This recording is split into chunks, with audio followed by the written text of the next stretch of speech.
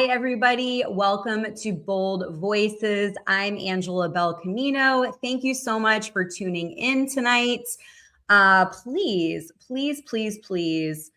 interact with us in the chat. We love to hear your thoughts, feedback, weigh in on what we're talking about. And if you have not subscribed on YouTube, please do so. If you're on X or Rumble, like, repost. We appreciate all that. We appreciate the love. We appreciate the support. Hope everyone's having a good week. I am so excited to have with me on the panel tonight, Madeline, Elizabeth, and Jay. Thank you guys both so much for being here. I always love hearing your bold takes. And again, we want to hear all your bold comments and takes in the chat. We will try to, bring them up on the screen and answer any questions or, throw out what you're thinking, what your thoughts are.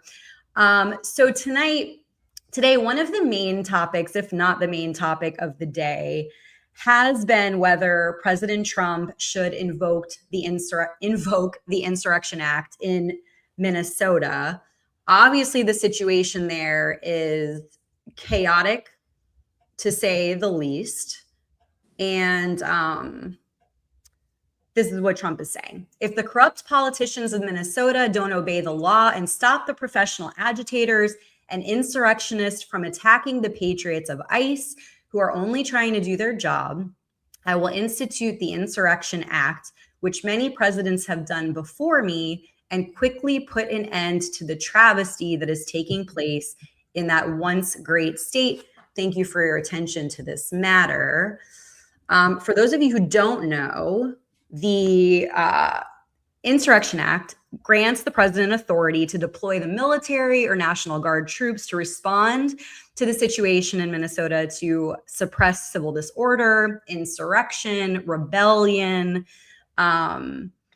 It's one of the generally the federal troops don't get involved in domestic law enforcement. So this is one of the broadest exceptions to that. But essentially, is this warranted in order to establish and restore order in the current chaos and the violence? Also because, the leaders in that state are, would we say, possibly encouraging violence because they're criticizing ICE? Is it escalating things? So the question is, is this necessary? As most things lately, this is a very polarized issue. It's law and order versus civil liberties. It's protecting federal authority and agents versus authoritarian overreach, some might say. Some are saying it's a threat to democracy. You have the clashing of the federal versus state responsibilities. Democratic leaders like Tim Walz and Mayor Trey are criticizing ICE, as I mentioned, and Trump is saying that they're failing to maintain order there. So that's the question, guys. And please interact with us and let us know your thoughts because, as per usual, it's all over the place. Is the situation, and so also in breaking news on this, which we just found out before we started, here's a little breaking news for you. Time for the Insurrection Act, or would that just add gasoline to the fire? Well, I'm not going to get ahead of the president on that, but it's certainly an option, a viable option. So actually, I'll be meeting with the president tomorrow. So, I think it's something that needs to be on the table because this cannot continue. There is going to be more bloodshed. I'm telling you. I hope I'm wrong, but I haven't been yet. There's going to be more bloodshed if something hasn't done. It's going to spread, and most Minnesotans, by the way, and I want to say this tonight because folks have reached out to me, support ICE. It's this radical group of anarchists, and when you see them close up, you really get a sense of who they are. It's this crowd, a lot of them paid, a lot of them working, double shifts of protest against the rest of the state, which are reasonable, common sense, peaceful people of all backgrounds, including immigrant backgrounds. They don't like what's happened in the Twin Cities. And we're going to expose more about Jacob Fry in a moment. But Tom, I think most people are good people. They want the bad people out, and they want some peace in their neighborhoods. And we're going to get the bad people out. And as far as the organization, everybody that's planning these protests, giving these people weapons and funding this, again, justice is coming because we're deep diving that whole thing. So Tom Homan announced that he's going to be meeting with President Trump tomorrow about the potential of invoking the Insurrection Act. Is the situation in Minneapolis truly an insurrection by legal definition? Does it justify bypassing the states? When does protest, cross into rebellion? These are some interesting questions on the table right now. What do you guys think? Kash Patel just posted too on his page. It was 15 minutes ago. The FBI is investigating every single organization and person responsible for funding and contributing to organization of these violent protests like the ones in Minneapolis, as well as going after violent criminal actors themselves. So he just posted that. I hate to get my hopes up after the past year, but hopefully that's true.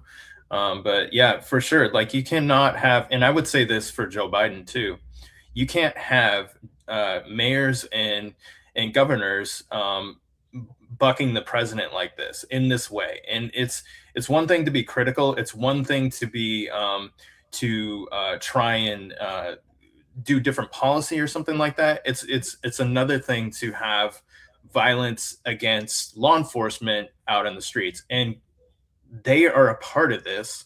They're bad actors that are playing off the whole thing, funding it, right? They're sending in Antifa and stuff like that. And so they have to get this under control regardless. And I don't see ICE and local police who are at ends with each other doing this together. I just don't see it happening because of their differences on the deportation or whatever.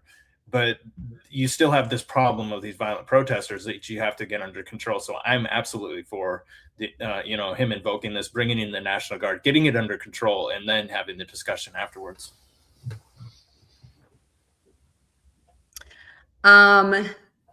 We have some comments here from Bobby that I want to bring in real quick before we. So Bobby says, even my local Missouri news is reporting on where ICE cars are, etc. Breaking into cop cars and creating roadblocks means it's called for. Liberals respectable, but far left not respectable. We need Democrats, not far leftists. I mean, I agree with all of this because that's what I've been saying, people. I think it's bold. It's bold to be a lib who has common sense and is reasonable and doesn't take it to this extreme. And this violence is uncalled for. It's just so wild, and it's just escalating and getting more heated and more violent. So very, very concerning. I lived through the 2020 protest in LA, the Black Lives Matter riots. They were pretty much right outside my gated community. Thank God, when we had security in our, where we were, but when I would walk out my dogs, we watched the rubber bullets. We would watch from the roof, a bunch of us. And it was so sad. You would see cop cars just burn down. My favorite coffee shop across the street, I walked my dogs to every morning, just broken, burnt down. I mean, if a Republican did anything like this, we would already be in jail.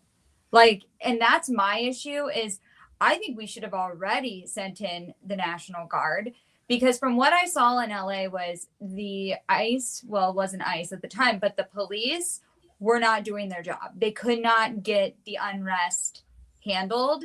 And the numbers kept beating them no matter where it was. And what would happen is they would all go to when one end would get really busy, they would open up a whole nother group like downtown. And the cops didn't have the numbers in LA at the time. Now you have cops working against ICE agents. You have different groups coming in from everywhere, mixing in. And we know these are probably not even all they they probably don't all natively live there. These are probably people coming in from out of town to do this as well. Right. So, The good lady she was from out of town. She's not from there. Like, they had Ohio license plates, and they said that they weren't. Even her wife is on camera saying that we just got here. Like, that's what I'm saying. Like, what in the heck? Why? Like, these Karens have nothing better to do than get in their cars and like go protest. And the bottom line is this: we see Omar out in the streets with these protesters, like being like so proud of you and just like egging them on. She should be arrested.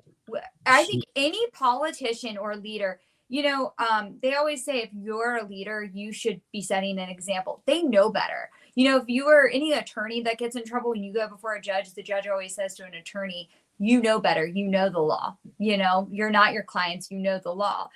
These leaders of ours that know better, who are inciting violence, the rhetoric, and going out on these streets and just pushing it further, they should already be in handcuffs. And if it was the Republicans, we would already be in jail. Yeah, well, I'm not accusing her of knowing her, but she was also with somebody at the protest who was one of the people that broke into the FBI car and stole the gun and everything. She was with they have her on camera next to the girl, and then the girl is there when they're breaking into the FBI car or whatever and stealing the gun or whatever. I'm not saying that she knows her, but that's the company that she's in right now.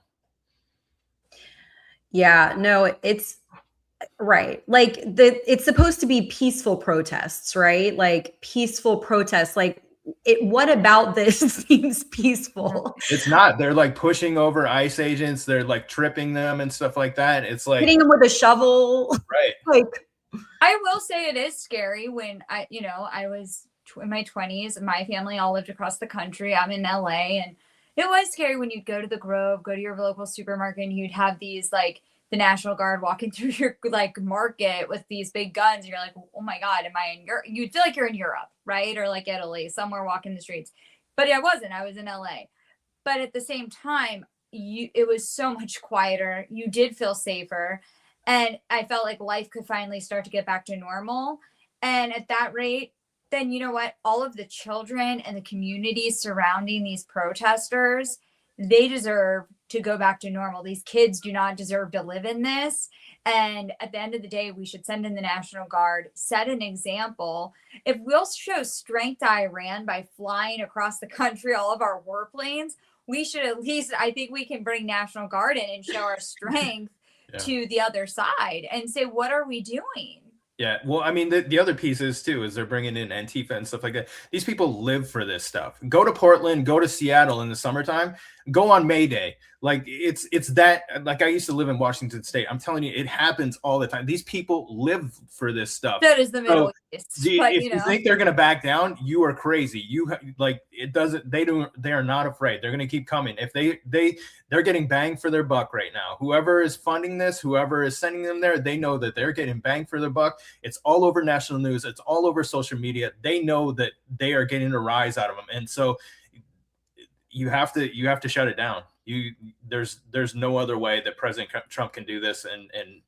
I don't see any other outcome that works in this situation. That it's not going to get calm. It's just going to keep boiling until summertime hits, and then they're going to burn the entire city down. The reason a lot of the ICE agents, though, and the cops, I also feel are probably lazy, they don't want to arrest people, is, I said this, I think, on one of the last shows, is this is going to be an OR bond. They're going to take them in. They're going to take a whole car full of them there. Probably a lot of them don't have priors, or they're very minimal criminal records, because a lot of them will probably be Karens that go. And at the end of the day, it's going to be, they get OR bonded before we can even tweet it.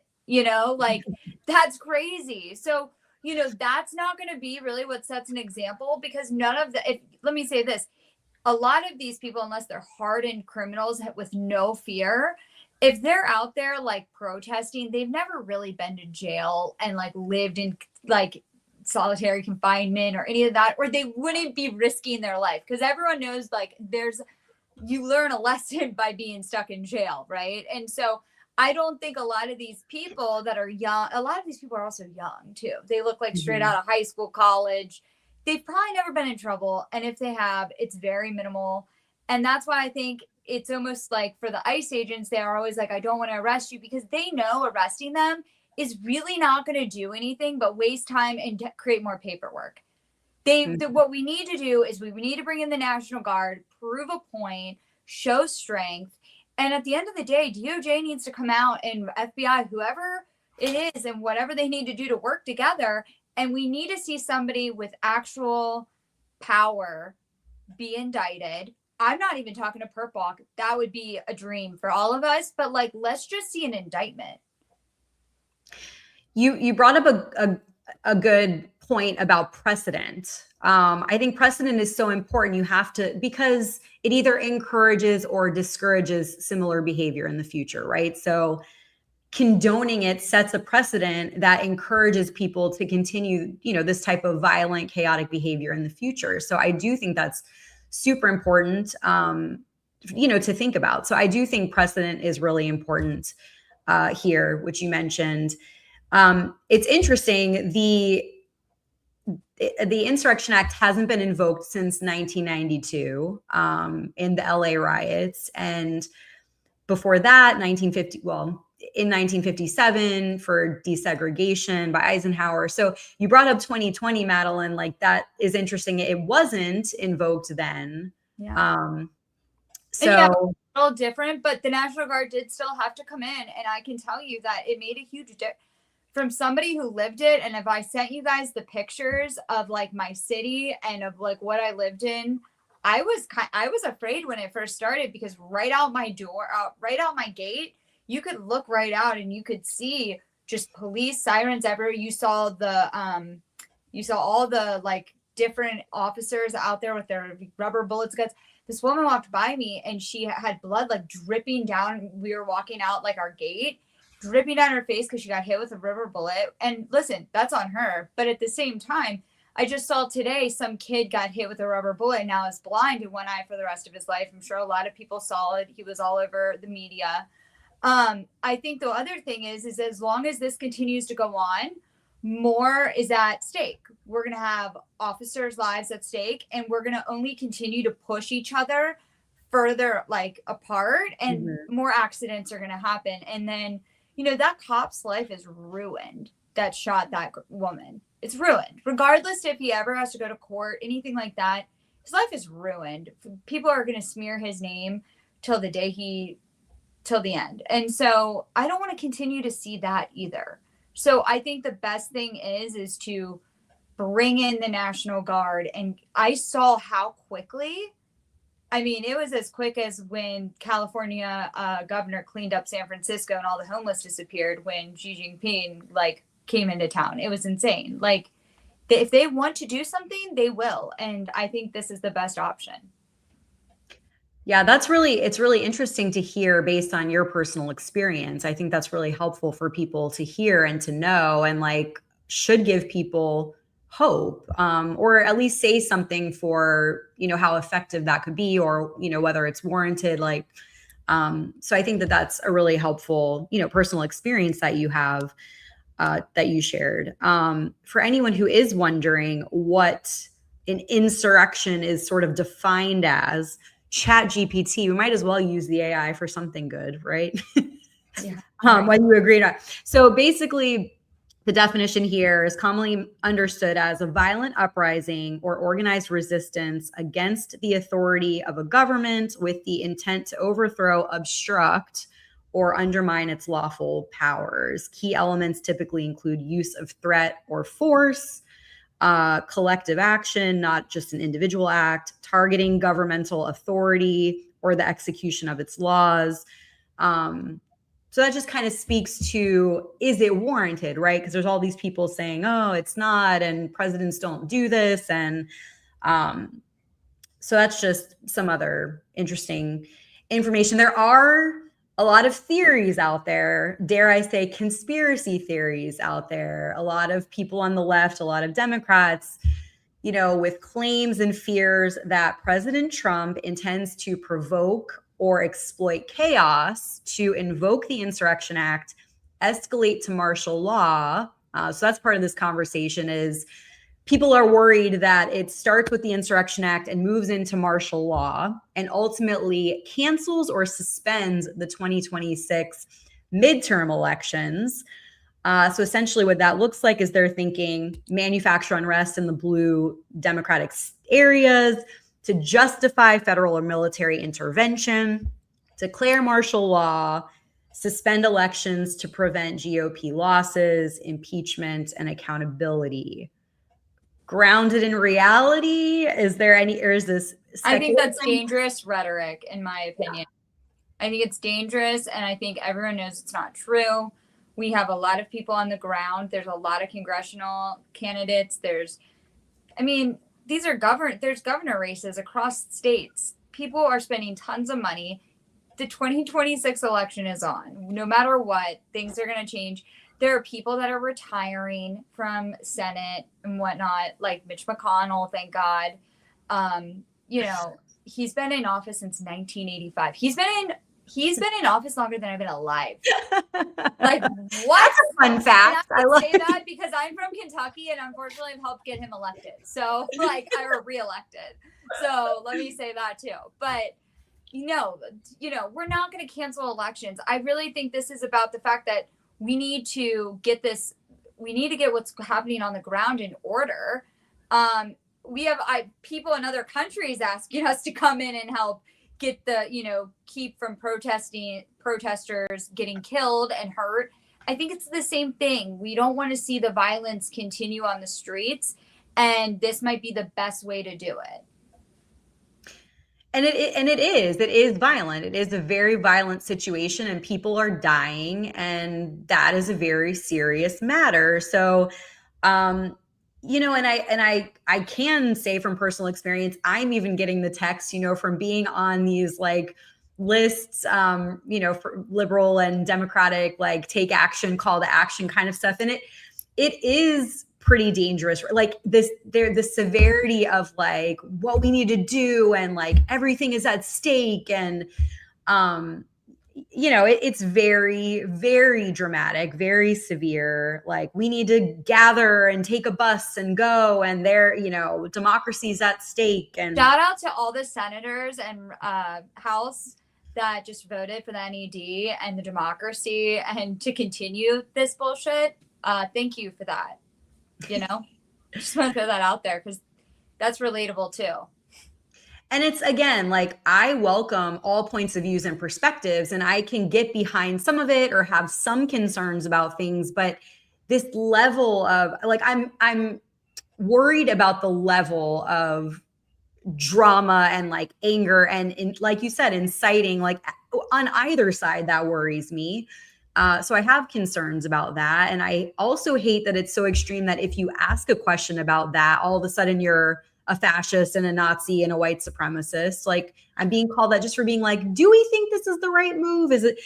I mean, it's fair to be like, is this fear mongering? Is this, it is escalating everything and making people really angry and aggressive and violent. Well, think about they're so bold that they're doing this to ICE agents, right? They're pushing bold in that context. Well, I mean, they're like, but they're so confrontational. They're doing it to federal law enforcement agents. Imagine if you just live there, right? You just live on one of these streets that they barricaded or whatever, and you're paying your taxes, your kids are going to school, you got nothing to do with any of this shit. And you're like, are they going to burn down my house? Like, what the hell's going on? Like, you got nothing to do with this. People live there, it's stupid, and they need to go home and they need to let ICE do their job. That's it. A 20-year-old to drive by cop cars that are just lit on fire. If I showed like and these are Apple Live photos, so like they cannot be like untold. It's scary. So that's why when I brought up children like 5 minutes ago, I just want to like touch on Jay's point. Like it was scary for me. And so I can imagine these kids that have to walk out to the school bus and see all these. Also, what example are we setting for the future and for our children when all these Karens are like, yeah, time to go to school. I got to go take these pancakes and the hot coffee to all the protesters. Like, what are you teaching your children, your neighbors? Like, what are we doing? That's a really, really good point. And paints a really good picture because you're right. Like, what are how do they justify that this is appropriate behavior and that they can be proud of it and it's something to model for other people, children, young people.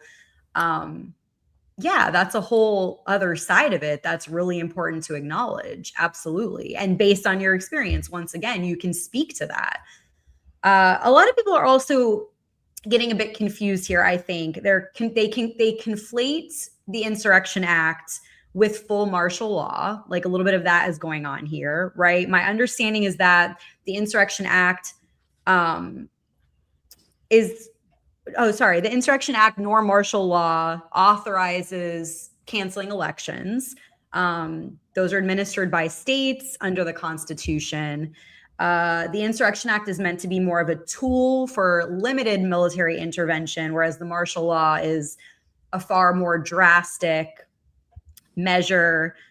This would be a sharp departure from past uses and would likely face legal challenges. So it's not just like, oh, Trump could easily go from this to this. And then, so I think it's a lot of jumping to conclusions and seeing those things like, oh, it'd be so easy. But I think there's a lot of roadblocks along the way where people would be resistant and asking questions and legally and consequences and all of that, you know? Does that make sense? I think based on what I looked into about it. The funny thing is it's always the left that get away with this, but like what about the Palisades and all the fires happen and then they just want to sell off the land and say, hey, you have to pay this in order to basically keep your house and rebuild, right? I mean, there's a lot of things that go on in some of these really Democrat run cities, but if Republicans speak up, they're not the majority. And so they just have to live in the chaos, right? But it's like the minute we want to come about and actually try to tone down all the chaos and actually make any type of move to show strength, we are going to do something just radical. I think, and honestly, I feel like this administration's proved that we're not radical. We've done nothing. Like the DOJ's done nothing to prove we are radical. The FBI's done zero to prove we are radical. Like Venezuela is the most strength we've shown, and it's not. I wish we were more radical about like coming into the cities here than we were about wanting to go to cities out of our country.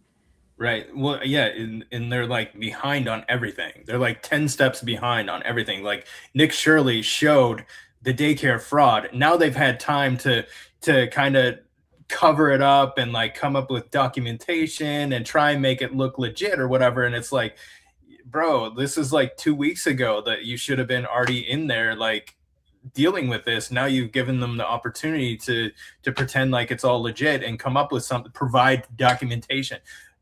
You can talk to residents that were across the street that said they've never seen a kid there. Like, what are you doing? Like, what's taking so long to get some action on these things? And I just don't get it. Like, I don't know. Like, I don't have, that more than anything is going to lose the 2026 midterms for us is that right there.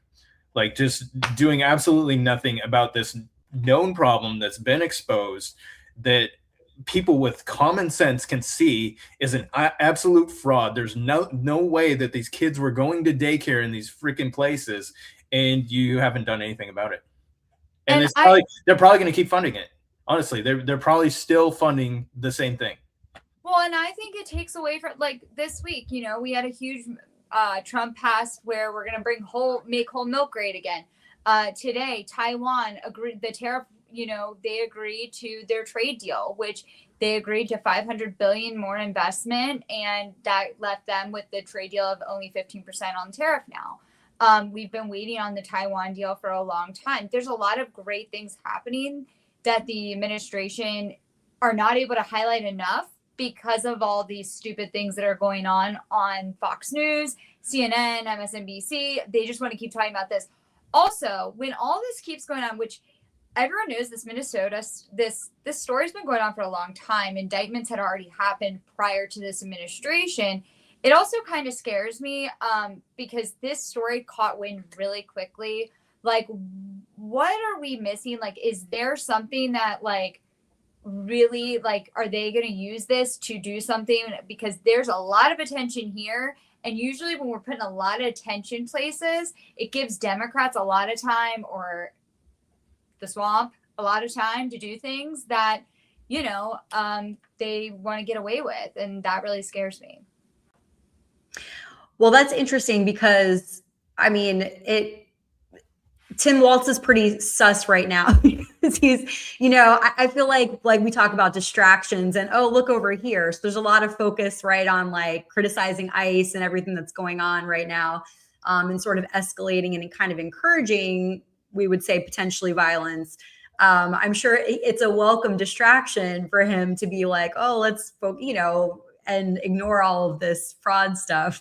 And let's ignore Epstein. I mean, not that I'm a big, get the Epstein docs released, but there's a lot of things we're overlooking. Also, I'm watching if the refugee list starts opening up for Venezuelans, I will be watching, and I'm sure a lot of people are going to be watching that too, because I'm not about to start importing Venezuelans. Yeah. We don't. Yeah, we need to get our legal immigration under control before we do anything. To be honest with you, I'm with Laura Loomer on this one. We need to have a stay on all immigration until we get the illegal immigration under control. We need to cut it. Once you get that under control, then we can talk about immigration again, and maybe even streamline the process so it doesn't take 10-15 years for somebody who's good that comes and has skills or whatever. I'm okay with that, but and also when they come here too, they should not be on any type of public assistance. If you come to this country, you should have a way to provide for yourself. That's the only, for at least 10 years you shouldn't receive any welfare or anything like that. There's no I just don't see why we do that. No other country does that. So first of all, Chris, thank you so much for reposting the stream. Deb said, get ready for no more elections. Bobby said, Deb, us on the right side would not let Trump do away with the vote. I don't think you guys want no elections. It's not going to happen. That's a pipe dream. And I don't want that either, because at the end of the day, there's people I want to primary. There's people I want to get out. And at the end of the day, if the Democrats did that, we still have to have follow the Constitution. And I am all about following the Constitution and what our founding fathers wanted, and they would not have wanted that. So no, I am not. And I don't believe we are going to try to cancel the elections. Yeah. George asked if it was a comedy podcast, and then he said it should be more funny. So guys, our note is that we need to be funnier. But there's a lot of we do joke, we do laugh, we do think that's important. Jokes are welcome, that's correct. But there is a lot of serious stuff going on, and so we're talking about that. But yeah, we do like to have fun too, and we all need some comic relief. So that does happen also, but it is not specifically a comedy podcast. But appreciate your feedback. Thank you guys for being here, sharing the stream. Please chat with us. We love to hear what you're thinking. What else about this? I do have a Tim Walz comment, but what would, Jay, maybe this is a question for you. What would actual deployment, I guess we sort of kind of touched on this already, but if there's anything you want to add, what would actual deployment of troops look like? And it sounds like we think it would calm things rather than escalate things, correct? It seems like we're all on the same page about that. Yeah, I mean, on the use of force continuum, it's the first step, officer presence, right? So it puts more people out there. It's just kind of a show of force, I guess, is what it's going to do, and hopefully, it'll calm some of these people down. Obviously, they're not going to, what they're doing right now especially with the ICE agents, is they outnumber the ICE agents by 10-1. That's why they're able to get away with this. They can't arrest every single person out there, but when you have a bunch of National Guard standing with you arm in arm or whatever, then it's a little bit different situation. You're not going to be able to get away with pushing ICE agents over and stuff like that. You're not going to get away with that. So in terms of that, it's it provides them a lot of relief, and it provides them the ability to do their job a lot better. So that and makes safer. Yeah. I think it's surreal, but I will say that they do bring in, typically National Guard will bring in tanks. And I don't know if it's because they like to, that's what they drive in on, or if it's for optics. But I will say that when you see, for the normal person, especially for probably some of the Karens, not the real radical ones, but when you see these tanks driving down your street and you start seeing National Guard and you have your children, once the protests are over and you have to go, the Karens leave to go pick up their kids or to go to, their PTA meetings, whatever it is, it changes you when you start to go into the grocery and you're taking a break and you see the National Guard military walking through, the market with a gun around them, and you're like, wow, because you're just not used to that in the States, right? And so a part of it is, I also think it's a show of strength, and it does show the severity of where we are at as a country and as a state and as a city. And I really do think it does kind of start to simmer down because there is that fear. And when these big groups were coming in, like different streets from different places, they would just start sending the tanks down the street. And, the cars, people are jumping in front of these cop cars. And they're like, it's crazy. You watch them and they're like, I would run them over. Like, I'm afraid to run over a kid on a scooter every day. Like, I would probably have already run one over if I was a cop by accident, pure accident, or an ICE agent. So, yeah, these tanks don't care. They'll just keep going, and you will, it changes, I feel like, the whole trajectory of how the protests can line up and really work. Well, yeah, the other piece is too is there are National Guard units out there that train in crowd and riot control. They specialize in this stuff. That's a lot of what the National Guard is for, is for things like these. Whereas an ICE agent, their job is to go out and find these, these career criminal, people, and then line them up for deportation. They're not really prepared for like dealing with huge crowds of people. That's not really what normally they would be doing. So they'll also help in that respect too, because they'll be able to keep them down. They have more gear, they have the riot gear and stuff like that. And so that's, again, it's more about keeping things safe. I don't want to see people getting shot out there. I just want to see people, ICE able to do their job. Related but unrelated, I saw a video online and it was a postal worker. They got letters, I guess, right before Christmas or around the holidays. And the last time they got a letter like this, I could probably find it and share it. But the last time they got a letter like this was prior to the pandemic. And it talks about like there's going to be unrest in the streets. There could be a pandemic. Basically, that they'd still need to deliver their packages and do their duty, because they're obviously federal workers. And I'm like, the last time they got this was obviously, they said, during the pandemic. And so to me, I'm like, what do we not know? Because a lot of people saw things in different plans that we kind of had a feeling the pandemic was coming. Do they just suspect that unrest is going to break out throughout the cities?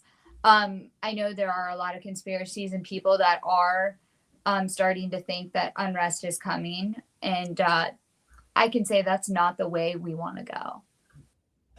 No. No, nobody does. But isn't that odd? Like, what are the coincidences? And it was a postal worker.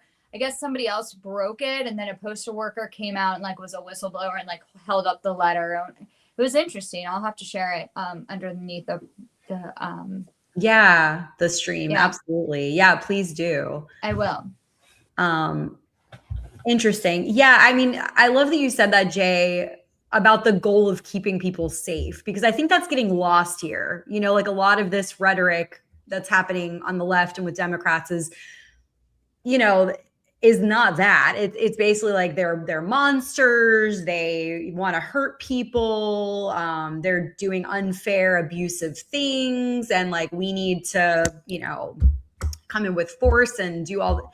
And it's like, that part gets lost where these agents are, this whole, like, they are doing their job. And again, yes, there are poor examples. There are mistakes. There are people who do the wrong thing.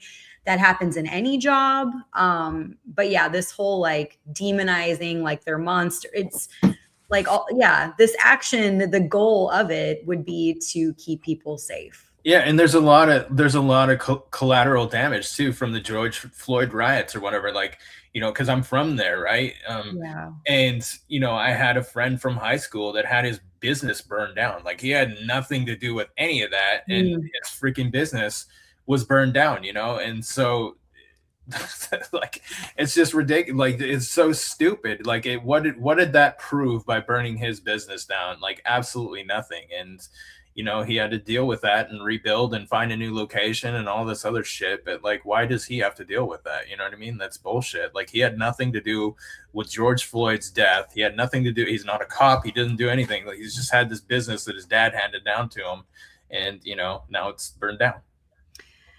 Yeah, that's an important story to hear, for you to tell, right? Those, like, we don't hear those things. And that's, storytelling to me is so important, and something that I try to do with live streaming and podcasting, so that it's that, Madeline was saying earlier, that sense of humanity and connecting as humans and getting to know more about people and their stories, how this impacts them, how this affects them. We're not hearing that, right? We're hearing about Robin's story, which is a very sad one, like, but there's a lot of stories. There's a lot of sides of what's going on here. So I appreciate you sharing that, because that is that collateral damage, like you mentioned. A lot of people are hurt throughout this situation. Yeah, and I don't, I haven't been there in a while or whatever. And where Tim Walz lives, it's on Summit Avenue in St. Paul. And it's really like, there's mansions lining down there or whatever, and it's really nice. My great grandmother used to live there, but I've talked to people that are still living there or whatever, and I guess there's like a regular like carjackings right there, and like right on like this. It's a beautiful avenue with huge houses and stuff like that, and apparently like it's called Midway, is the inner city part that kind of touches that area or whatever, and that's bleeding over into there. And I guess there's carjackings and stuff like that happening just right blocks away from the governor's mansion. Yeah. Wow. Yeah, again, with like what's appropriate. Like, if you're upset about something, or you think something is unfair, unjust, you want to speak out, you want to take action, what's the appropriate way to do that, right? What's really helping the situation? What's really warranted? I don't think people are thinking through. And again, I think there's so much anger from what I'm seeing, so much aggression and so much anger that is just being riled up by this, as we mentioned, like rhetoric and the things that are, being said. So it's just getting really amplified and escalating. Speaking of escalation, how do you guys think the media and social media is sort of amplifying things right now, like in your experience and what you're seeing? Well, it feeds off of negativity. I mean, just look at everybody's engagement rate today. Like if you reply on some of these posts or whatever, you'll come back to them and it's got like 50, 100,000, impressions just from a little reply on this. Twitter, it goes wild for this stuff. Same with the media. The media is the same thing. Bad news sells. So they're gonna feed off this, and they're gonna eat up every minute of it. And so I don't know.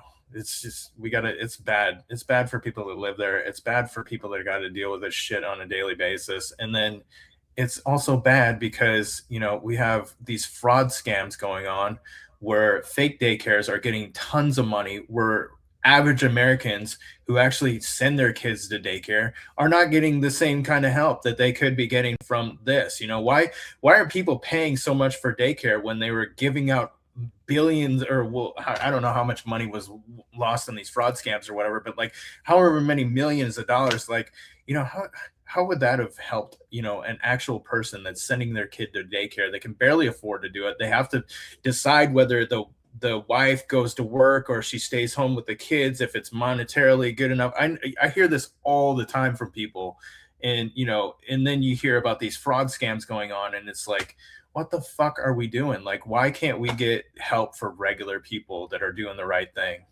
Well, I want to say too, that's when I started to see more people coming in from out of town in LA with the riots, because what you'll notice is like your friend whose business burned down. We had a lot of small businesses burned down. And then during the like all the different fires, and then they were looting and everything else in LA, which a lot of people can attest to. All these small business owners, these are neighbors. These are real families that other people in the communities knew. And I can tell you, I had left and right friends there. And so it doesn't matter. We don't look at it like, oh, you're a Democrat or Republican. If you go shopping at that store or you get your coffee at this, you learn to love those people if you see them every day and you have a heart for them. And what I can tell you is when that started happening, I don't believe it was the people in the communities anymore protesting. I don't believe a lot of the non-peaceful protesters are those who are burning down buildings and burning down small businesses and looting, because at the end of the day, they do have jobs. A lot of those people were the ones that were out walking with signs on the weekends. They may have gotten a little rowdy, but it was truly the criminals that were coming in and doing the looting. It was people from out of town that was actually burning cop cars down. And those are really the people that we should be going after. We should have after hours. I saw like Kash Patel posted something like $100,000 like award for because they broke in and vandalized a bunch of like car. I don't know if it was police, ICE agent cars. It was something in the last day, 24 hours. And I'm like, well, where were these officers? And should we have more officers there? And this is another great example of why we need the National Guard, because National Guard is not, they didn't go home at night. I can tell you that they had on duty and off duty officers. And I think that's a huge point to make. And I think as time goes, especially with the news happening, no offense to Republicans, I'm all for it. But like, there's a lot of Republicans who are not about the Somali fraud daycares, and now every Republican is hitting the road and finding all the Somali daycares. Okay, so as much as they like everyone's grifting for this story, the left are like, oh well, I'm going to join the George Soros fund and go get paid to be a grift on this as well. Like it goes both ways, and that's when you start to see people who are not in the community come in, make a scene, take photos, make a scene out of it, and then your community pays the price. And that's why we do at this rate, with all the media attention, with all the social media posting, tensions rising. I think the best thing we can do is bring in the National Guard. All right. Well, if that does happen, what precedent does it set? Speaking of precedent, back to precedent and presidents. What does it set for future presidents? Because let's say, I know it's a wild take, a bold take, but if there is a Democratic president in the future, again, ever again, will they be more inclined to invoke the act in a red state crisis? Is that a hot take? I don't know. I've never seen Republicans do this. The most I've ever seen is J6, and I'm still asking for Kash Patel. They just had another hearing yesterday and never brought up Ray Epps or any of the FBI agents that were on the ground. Nobody really knows the truth about J6 and what incited and how many of what numbers. We'll never know the truth there. I don't even want to go down that road. But I still think that we need to look at the facts here. Republicans don't do this shit. We're cowards. We're afraid. Our own DOJ won't even arrest people. Today, Republicans, we have majority and we voted on a Democratic spending bill. Well, they're cowards. We voters. We don't do that shit in small. Like I live in small town Georgia. Like that would never happen here. Like nobody's gonna ever riot or do anything. Like people they got better shit to do. So. She was laughing about it too because she knows it's the truth. It'll never happen here. So, yeah.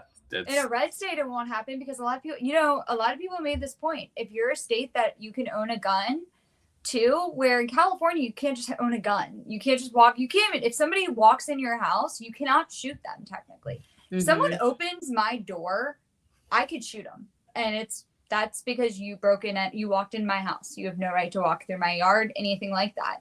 And a lot of these red states, people don't mess around because people will people walk around with guns. It's a fact. Yeah. Like, we don't do things like that. Also, smaller towns, you tend to see DAs and everybody knows each other. They don't allow things like that to go on.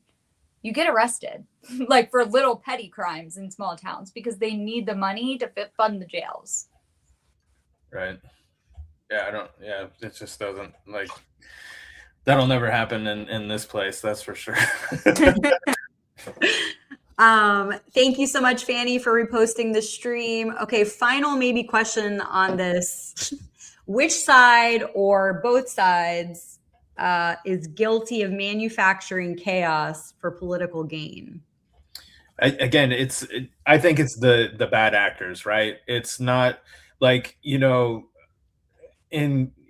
that's the thing is, like, you know, these people are playing off this whole thing, right? You have the politicians that are trying to get reelected or whatever, and they trying to do their thing or whatever, and you know, trying to make sure that they're getting their donations and all that stuff or whatever. Then you have the media that feeds off the negativity. They love having chaos. They love having this thing. And then there's these bad actors that are funding these people coming in here. They're going to fund rioters. They're getting bang for their buck right now, and they love it because that's exactly what they want. They want chaos. And it's crazy that we can't, like, they go after the people on the street. But the thing is if you go after the funders, a lot of this stuff ends. If you're not flying people in, if you're not paying people to go there, regular people have better things to do with their life. They might go out and protest a couple times, but they're not going to be out there pushing down ICE agents. They're not going to be down there, you know, risking getting shot and stuff like that. They have work on Monday. You know what I mean? They just not going to be doing this stuff. And so if they go after these people that are funding this shit, a lot of it will go away. But they're not. They're afraid of it. They're afraid of it because it's not directly tied to them. And then they pretend like, oh, you know, it's just I'm just funding this NGO, you know, this Save the Children NGO or whatever that I've been lobbying for or whatever that happens to fund fucking rioters. You know, it's just ridiculous. Yeah. I mean, no, I mean, I think both sides can be guilty of all of, like, it can go both ways to me. So, and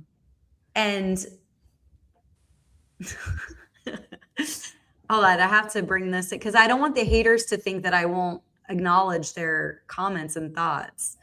This is boring AF, yet here you are. Angela, you're only an F list. At least I'm on the F list. I think that means effable, right? The F list. Because you're just trying. See, I told you there's comedy in the show. Just trying to confuse people with what side of the aisle. I'm really not. I mean, if you know anything about what I've been talking about, like, I'm very real with what's going on. John Fetterman, again, he came out and supported ICE, and I retweeted and said, "Hey, John Fetterman, we could use you." Actually, John Fetterman didn't vote for the bill today. He's starting to become one of my new favorite people in DC, and it's not normal. I honestly think that both parties right now, and I'll say this fairly, that Angela is just not far left. I think I agree, Fetterman rules. I think that, like, Angela sees things common sense. She might have some bold takes, some disagreements with some of the far right, but I think we all can meet in the middle. I think a lot of us that are out there, we all see through the political theater at this point. Mm-hmm. And we just want to get back to our normal lives and, like, not have to worry about, from somebody who lives in a big city. Angela, I know you lived in New York for a long time. You didn't used to have to, like, ask people, like, where, like, politics didn't always, they weren't in every subject. Like, you could go out to bars, you could go out to dinner, and you would meet people, and it didn't matter, like, where you work. You could be a very far right Republican and work for the Republican Party, and it didn't matter. Now it's like, somehow it's even brought up in fashion. It's brought up in, you know, it's brought up in music. It's brought up everywhere. And at some point, like, we just need to realize maybe we need to start saying the Pledge of Allegiance again. We're under one nation. Like, we all need to find a common ground here. Yeah. Preach, Madeline. Like, I mean, all of that. As a Republican, yes, for Angela here, she has different takes than us, and she just puts up with all of us. Puts up with. No, I mean, this this is meaningful stuff. You know, all the people who are scared to have dialogue and conversations, like we're not getting anywhere that way. I have a great idea. Why don't any of these people who have some like talk shit to Angela? We would love to have you on the like show. I know Jay and your face. Yeah, Jay and I are on here regularly. I'll take one for the team, and you can like come at me.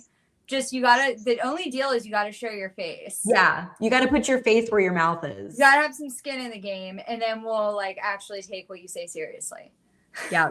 So DM me and we'll be happy to chat with you. Don't DM me, I'll block you.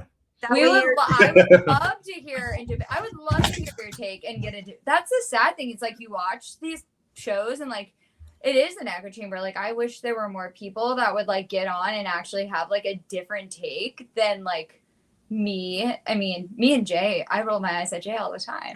You know, speaking of comedy, like me and Jay are on the same side and I roll my eyes at Jay all the time. So there you go. Yeah. Yeah.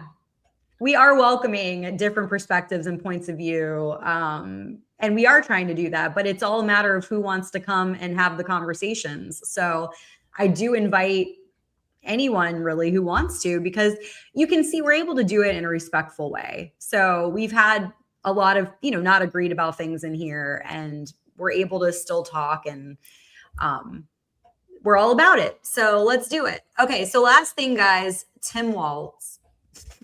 Back to Tim. I want to hear your hot takes on this, your bold takes. So Tim starts out by saying, I'm making a direct appeal to the president. Let's turn the temperature down. Sounds nice. Stop this campaign of retribution. This is not who we are. And an appeal to Minnesotans. I know this is scary. We must speak out loudly, urgently, but also peacefully. We cannot fan the flames of chaos. That's what he wants.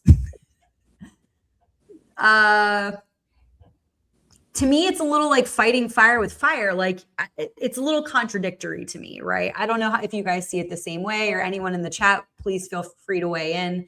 But it's like, it starts out kind of nice. Like, okay, let's tone it down. Let's take the temperature down. Let's be peaceful. But then you go right back to the nastiness and the insults, right? Yeah. And no matter what side it is, that doesn't help anything. Yeah, I mean, 10 minutes later, he'd be calling them the ICE agents, the Gestapo, and saying that they're Nazis and stuff like that, and really they're just customs agents trying to do their job. So I just don't like he of all people, like that's the ultimate gaslight right there. Like he's the one stoking the flames. Like he's the one trying to. I don't know. Like I saw that and I was like, tampon Tim, like growing a pair of balls for like 5 seconds and like wanting to say that is actually a joke and hilarious in itself. You should be in jail. Let's pull the like Hillary Clinton Trump line. Like there should be an open there already is an investigation on Tim Walz. I don't understand why, but here's the thing. If all of these leaders again are going to continue to speak all on this rhetoric, then you know what? To me, I would think it would gaslight Bondi to just want to get in there and indict him quicker. Like, just because you indict someone doesn't mean you're going to trial tomorrow, especially in a case like that. There's a lot of time in between. He's not running for not doing re-election because he wants to step down, like he's morally like he feels the heat. Like the thing is like some of these scams or whatever, and you can see them in pictures or whatever, they probably got political donations through these scams from these people. And so that's what they need to do. They need to run that down. Look at these people, look at the ones that were really fraudulent, and find out who they donated politically to. And then look at, were they seen in places together? Did they ever meet with them? Did they do some legislation that helped this business personally? And so run that down, and I'll guarantee you that's why he's stepping down. I promise you that. Follow the money. Yeah, no, he's way too close to all of this. And That's exactly why he's stepping down, and thank God he is. He's a freaking idiot. But like seriously, like but you know, his wife's a fucking kook. Like likes the smell of burning tires and shit. Like what is wrong with her? But anyways, like I don't know. It's just a bad look for that state. Who has had a bunch of weird governors too. Like Jesse, I voted for Jesse Ventura too, and he was good for a little bit, but that dude went crazy. Like that, he's a whack job now. Well, yeah, I wanted to let you guys know in case you didn't see it in the chat. We turned JC right around. Haha, thanks for the shout out. I guess saying outrageous shit does get you spotlight. May do it more often. But you know, hey, see, this is how we make meaningful change. We change people's minds. They get to know us as human beings, right, Madeline? We were talking about that earlier. Yeah. You get to see us, the faces, the actual people behind the whatever posts, the social media posts, and you're like, oh, I actually like them. They're pretty cool. Yeah, we are.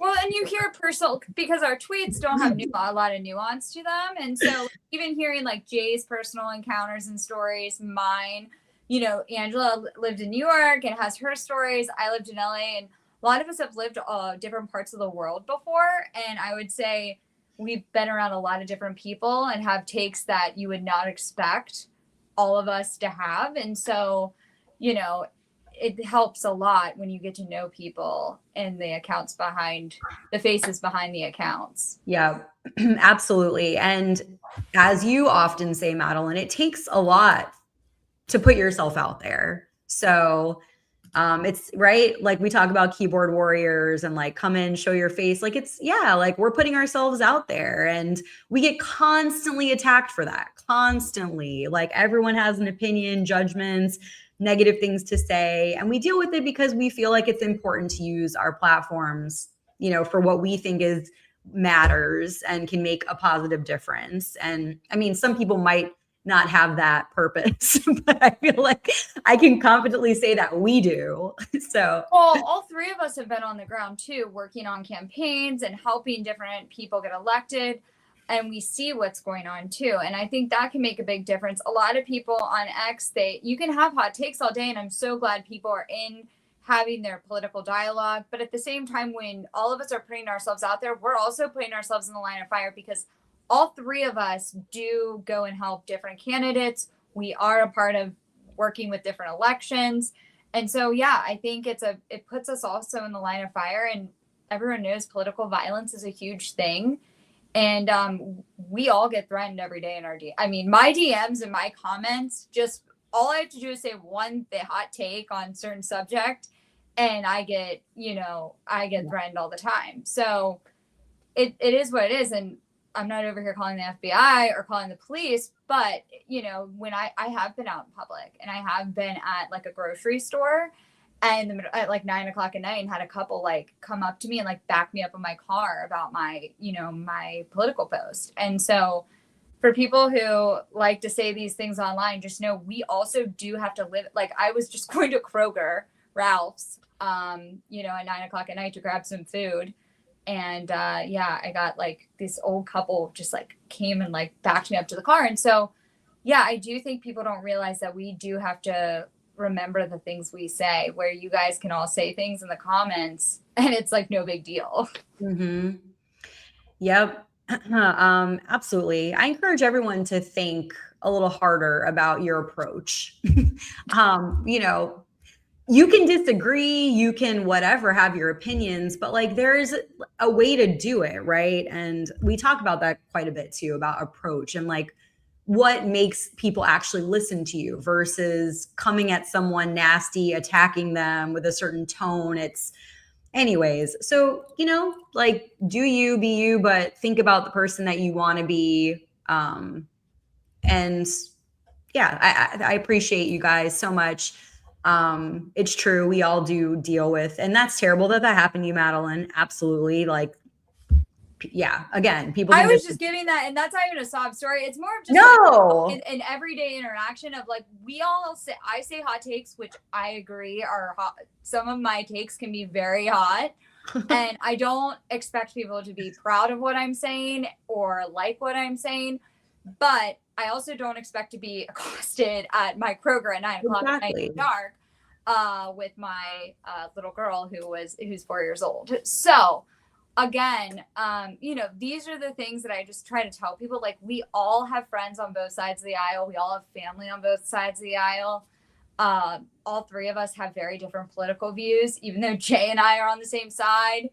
We have different views on things. So I just like, especially for your podcast, because you do have so many people who like to attack us and attack you. I just want to make that point, because I think especially right now with what's going on in Minnesota, I think it's a great point to make. And political violence, I think, should be on the ballot. I think it should be a subject that doesn't die. It's not just because Charlie Kirk. I mean, we're seeing it across the country. We're seeing it in our own friends and our own families. It's sad. Yeah. And I'm looking at videos now that Tim Young just posted a video. They're tearing down fences. It looks like around Fort Snelling, I guess, around the federal building. And then Amuse just posted one of riders tonight. They just got pepper sprayed and stuff. And so they're washing their face off in the street or whatever. So it's just stupid. Yeah. He got shot and he's blind now. Yeah, accomplishes nothing. Crazy.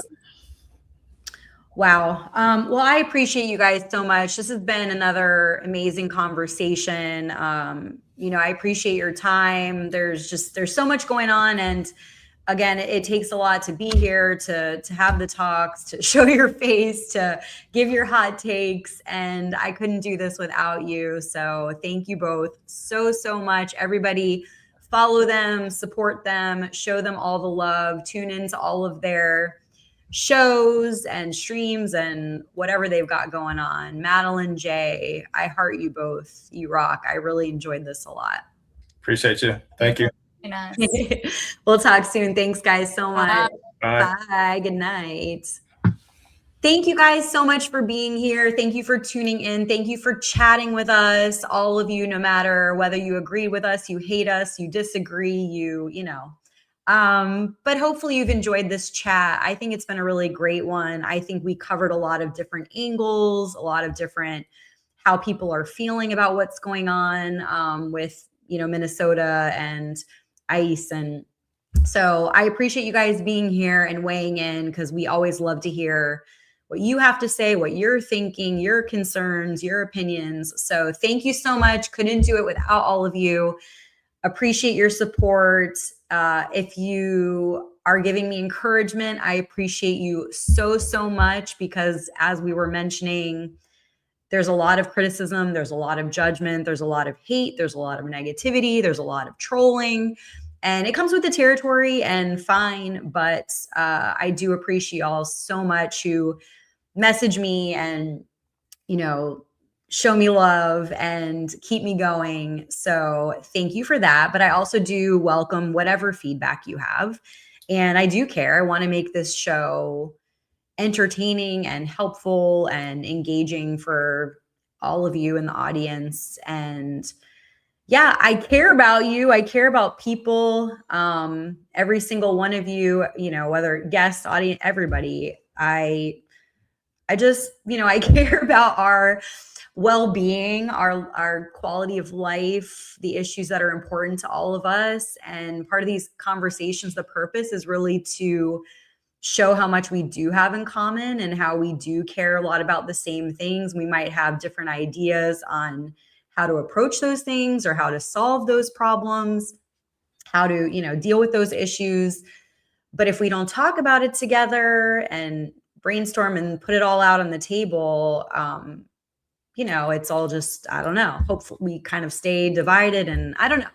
So, Bobby, thank you so much. This is so nice. I really appreciate it. We appreciate you your show bringing multiple sides together. Bridge architects are important. I appreciate you, Bobby. Thank you so much for saying that.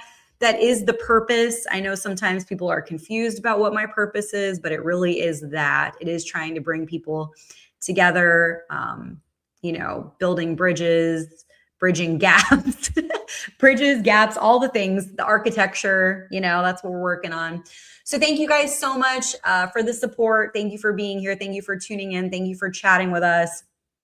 I don't know if I'm going to do an impromptu live stream tomorrow or not. It kind of depends on my potential guest, Vicki Richter. She's currently working on a documentary. She's already got parts of it out, but it's about the Islamization of the West. And she's traveling and might be back to do it tomorrow. But if not, I will catch you guys on our next Bold Voices live stream, which will be Tuesday. It's every Tuesday at 7 p.m. Eastern time. So we do that one religiously. So if I don't catch you tomorrow, I will see you hopefully on Tuesday. If you guys are free and want to tune in, we would love to have you. Bold Voices live streams on Tuesday at 7 p.m. Eastern time and Thursdays at 9 p.m. Eastern time. Always love to have you guys. Thank you so much. Wishing you lots of love. I hope everyone is safe and healthy. I'm sending you all the most positive vibes. Thank you so much. Stay bold. Be you. Have a great night. Have a great rest of your week. Thank you guys so much. All the love. And please subscribe on YouTube if you haven't already.